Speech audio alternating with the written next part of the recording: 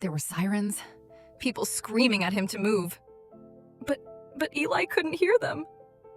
He just smiled at the red balloon. He was only 8. The truck lost its brakes. I was right there, inches away, screaming his name, but I couldn't save him. Adrien, the cold billionaire, watched the invisible waitress break down. He had no idea that her tragic past was about to save his future. 3 days earlier at the Aurelia Hotel, a world of gold and whispers, Norah was trained to be invisible. She kept her head down, carrying the weight of her grief in silence. At the best table sat Adrien Cole, the tech billionaire, and his mother, Margaret. Adrien was too busy making money to notice his mother was drowning in silence. Norah saw it, the polite, empty nod Margaret gave when people spoke too fast. Norah's heart ached. She knew that look of isolation better than anyone.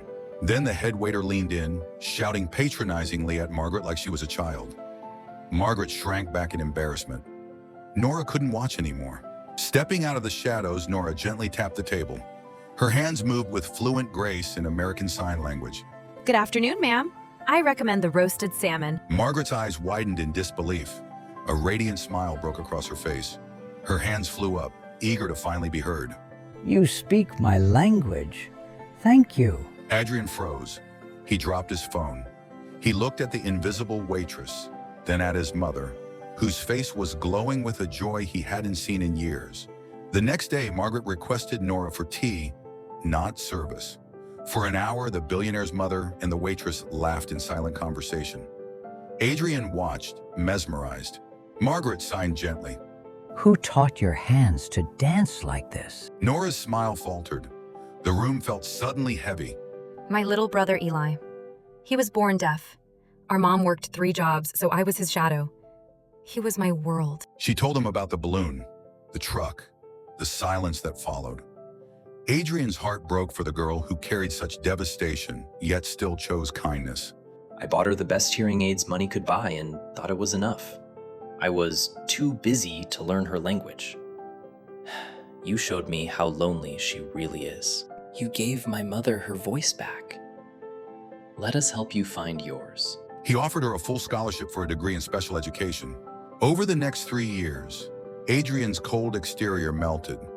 Late at night, Norah would find him in his study, practicing ASL so he could finally speak to his mother.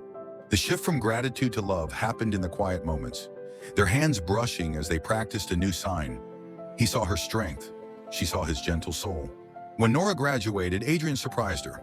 He blindfolded her and drove her to a massive, abandoned community center downtown. I bought it. We're going to build a school for deaf children with free daycare for single parents. We'll call it Eli's Haven. They traded luxury for hard work. For a year, they were inseparable, painting walls and installing ramps, building a dream from the ground up. One evening, covered in paint, Adrien took her hands. He didn't speak. He signed perfectly. You healed my family. You healed my heart. Will you marry me?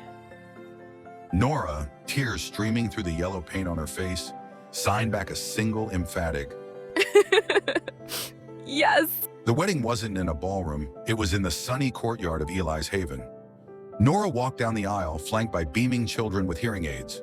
Margaret sat in the front row, weeping with pure joy, signing, I love you. to the son who finally heard her and the daughter she always wanted. There was no stiff reception.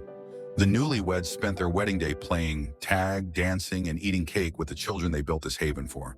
They looked up at the sign, Eli's Haven, a testament that from the deepest grief, love, and kindness can build the most beautiful future.